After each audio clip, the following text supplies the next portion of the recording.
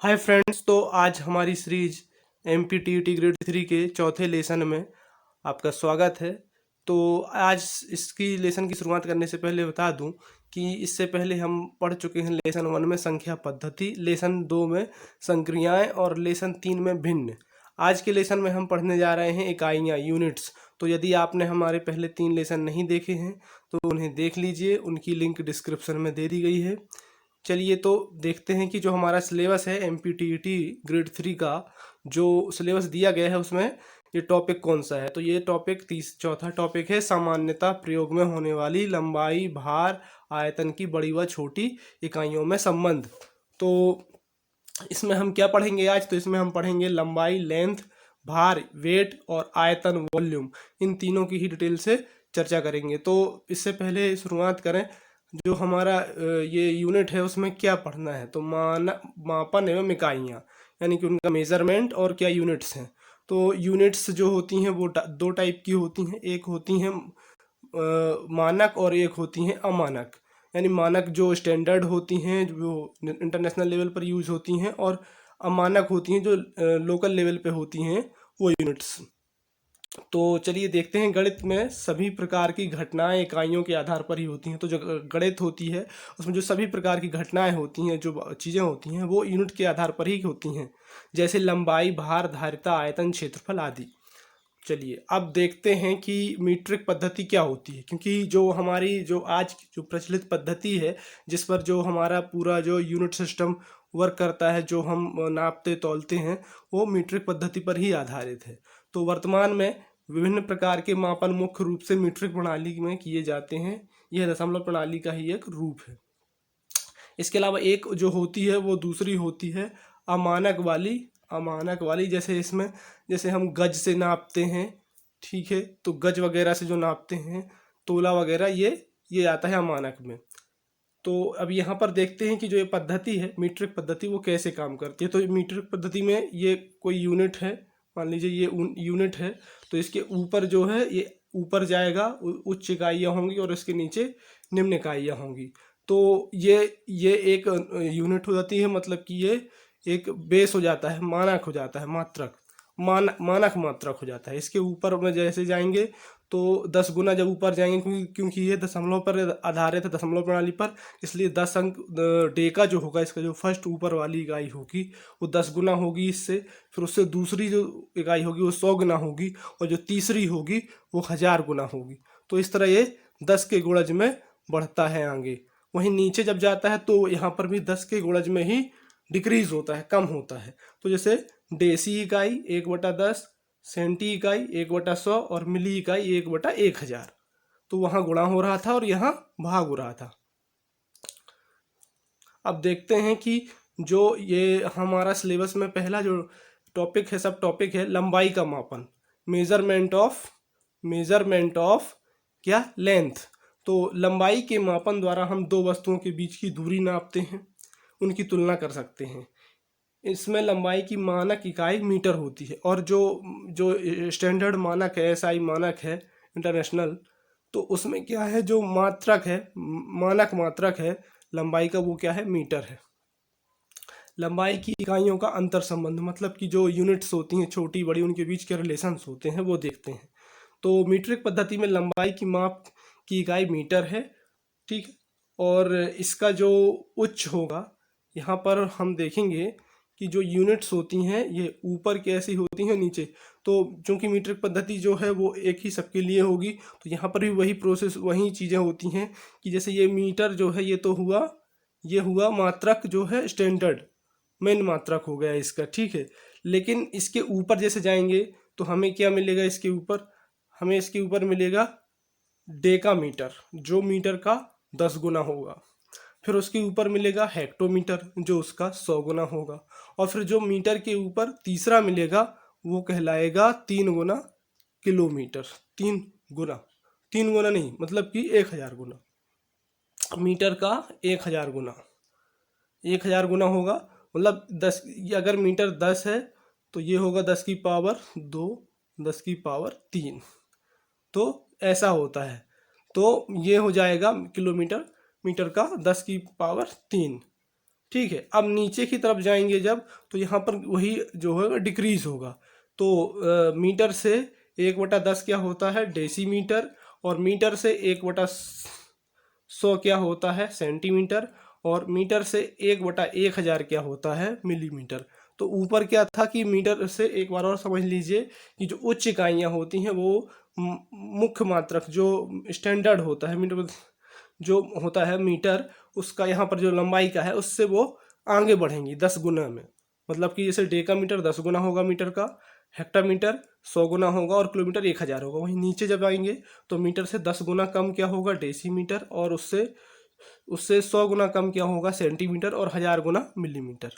अब देखते हैं कि ब्रिटिश प्रणाली में क्या इकाइयाँ हैं। तो ब्रिटिश प्रणाली में क्या है कि 1 फीट बराबर 12 इंच, 1 गज बराबर 3 फीट, 1 मील बराबर 8 फ्लांग, 1 मील बराबर 1 मीटर बराबर कितने गज होते हैं तो 1760 गज होते हैं, और 1 फ्लांग बराबर 220 गज होते हैं।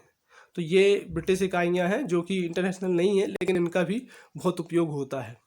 खास करके इनमें से जो ये गज और ये फुट है ये ज़्यादा उपयोग की जाती हैं।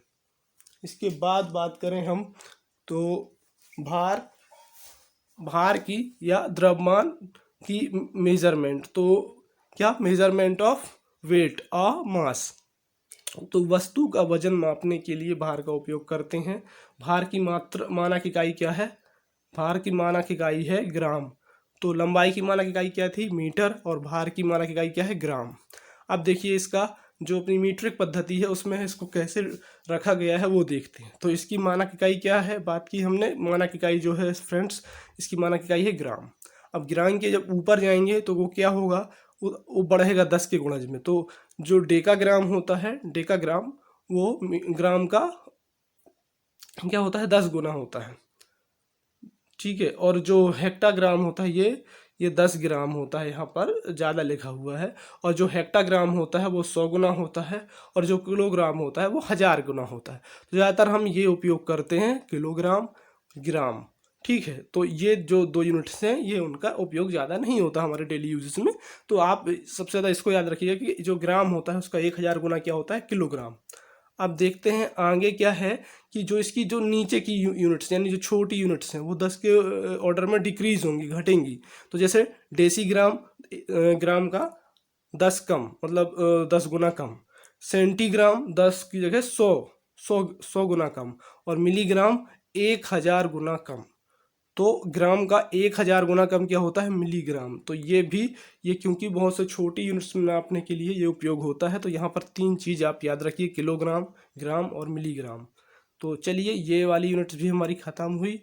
अब इसी की जो है हम ब्रिटिश प्रणाली में भार की इकाई है वो देख लेते हैं एक बार। तो इसमें क्या क्या है, तो इसमें देखिए हमारे पास है टन, और पौंड, क्विंटल, ग्राम और क्वार्टर। तो देखिए ये सभी यूनिट्स जनरली हम डेली यूज़ करते हैं। 1 टन, तो टन जो ज़्यादातर जो ज़्यादा सामान होता है उसे नापने के लिए उपयोग करते हैं। 1 टन बराबर क्या होता है, तो 1 टन बराबर 1000 किलो होते हैं। ठीक है। तो ये उपयोग में आता है। तो एक टन बराबर कितने पौंड दिए गए हैं 2240। उसके अलावा 1 टन बराबर क्या होता है, एक 1.02 मीट्रिक टन। ठीक है।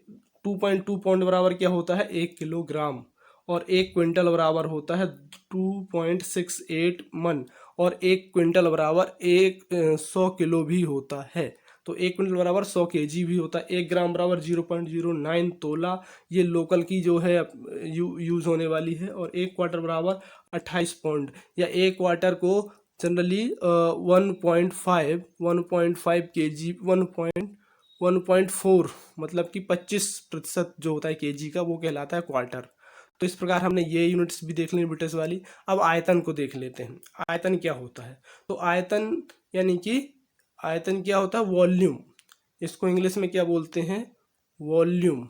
तो वॉल्यूम की इकाइयाँ क्या है, तो कोई भी वस्तु जितना स्थान घेरती है वह उसका आयतन कहलाती है। मान लीजिए कोई वस्तु है हमारे पास, मान लीजिए यहाँ पर कुछ रखा हुआ है, तो ये जो एरिया घेरती है उसे क्या बोलते हैं आयतन।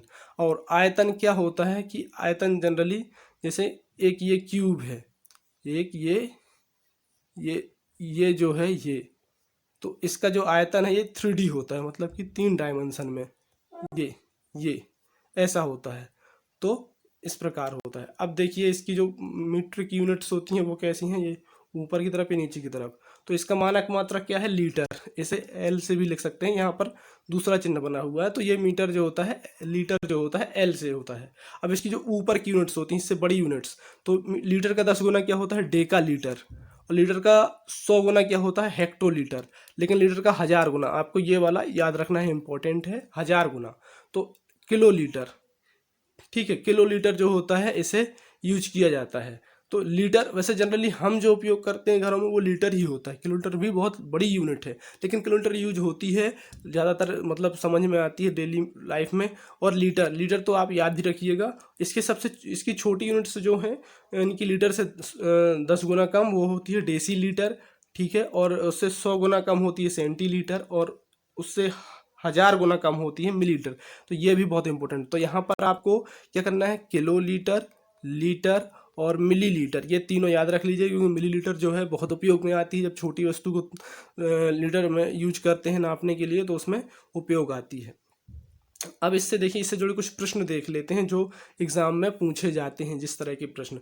तो जैसे कि पहला प्रश्न है, निम्न में से कौन सही नहीं है। तो देखिए इनमें से देखना है कि कौन सा सही नहीं है। तो 1 मिलीमीटर बराबर, मतलब 1 मिलीमीटर 1 सेंटीमीटर का दशांश है। और दूसरा है 1 किलोग्राम प्लस 12 ग्राम बराबर 1.012 किलोग्राम। फिर तीसरा है 10 मीटर प्लस 10 सेंटीमीटर, मतलब दोनों को जोड़ना है, चिन्ह नहीं है। 10 मीटर 10 सेंटीमीटर बराबर कितना होगा, तो 10 मीटर 10 सेंटीमीटर। फिर उसके बाद देखिए अगला है तीसरे नंबर पे 23/100। तो 23/100 बराबर लिखा है 2.30। तो इसका देखिए इसको हल करते हैं। 1 मिलीमीटर 1 सेंटीमीटर का दशांश है, मतलब कि 1 सेंटीमीटर बराबर क्या हो, यहाँ पर 1 सेंटीमीटर बराबर 1/10 मिलीमीटर होता है। तो मतलब ये उसका दशांश है। 1 किलोग्राम 12 ग्राम, मतलब कि 1 किलोग्राम प्लस 12 ग्राम है, तो ये भी सही है। 10 मीटर 10 सेंटीमीटर, मतलब कि एक मीटर में कितने होते हैं, 100 सेंटीमीटर होते हैं। तो यहाँ पर कितना है, 10 मीटर है।